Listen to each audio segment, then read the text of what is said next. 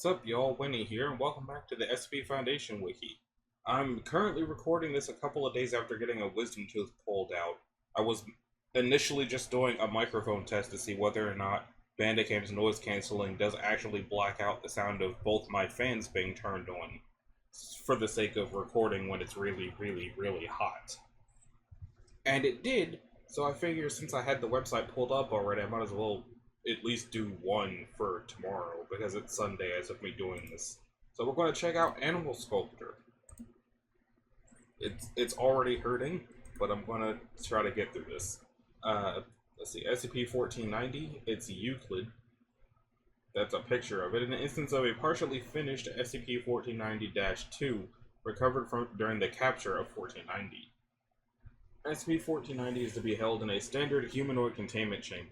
Furnishing includes a bed and several children's toys, and standard rations will be provided daily. Personnel may only view 1490 through video surveillance, and interaction is to be avoided at all times. It is to be immediately tranquilized upon any signs of delight or happiness.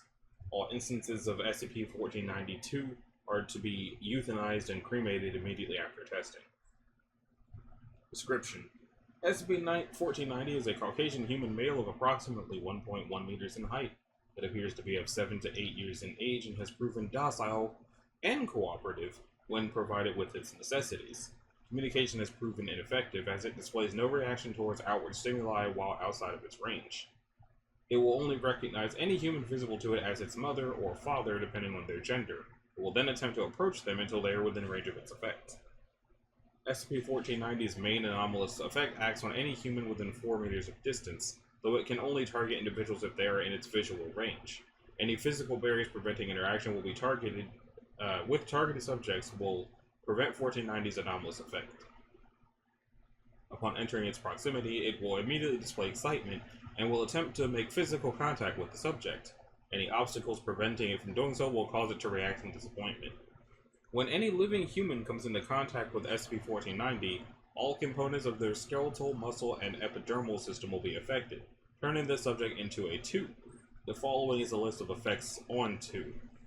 X-rays have shown that bones will become deficient in proteins, similar to an accelerated rate of osteoporosis, and will eventually degenerate completely. The muscles will increase in mass and size and will also become flaccid and weak. Muscles will continue to grow in mass until the formation of a cubical enclosure around 2, with the growth partially originating from the torso. All limbs will recede into the torso, and all other organs not present in the skull will be incorporated into muscles. 2 will resemble a cube consisting of flesh, approximately the height of the subject's original form. 1490 will then proceed to shape 2 to resemble organisms from the kingdom Animalia. Recently logged creatures include a tiger, a frog, and an octopus.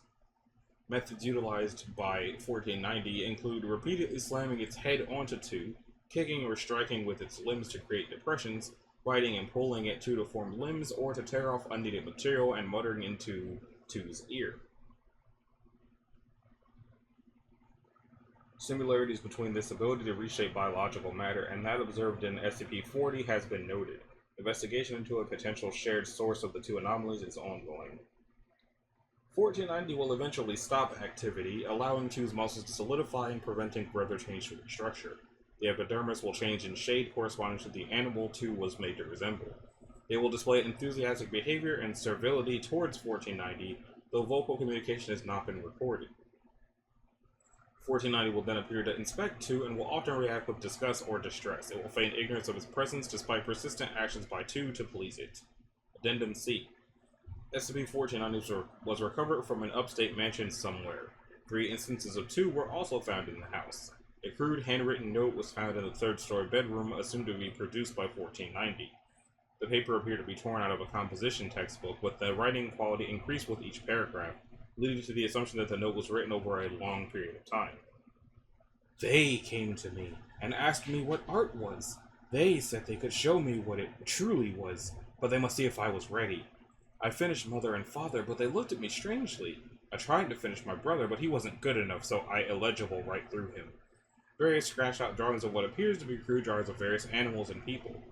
They say it is not enough, not right. I must be with them, my true peers. I want my work too illegible.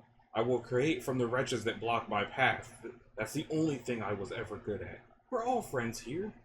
All we need is a change in perspective, even if it tears you apart. This is from Are We Cool Yet, isn't it? It doesn't say it, but it sounds like it's they were trying to be recruited by Are We Cool Yet. So an instance of a partially finished. So it looks like it's part person, part dog, or part beaver? Or I guess it's supposed to be the one that was their brother then. But that's going to do it for this episode. If you liked it, a like and a subscribe will be groovy. If you didn't, don't. If you want to click the bell, you can do that as well to be notified of future uploads. I'm going to resume not talking for a while so that the gums stop hurting. Later.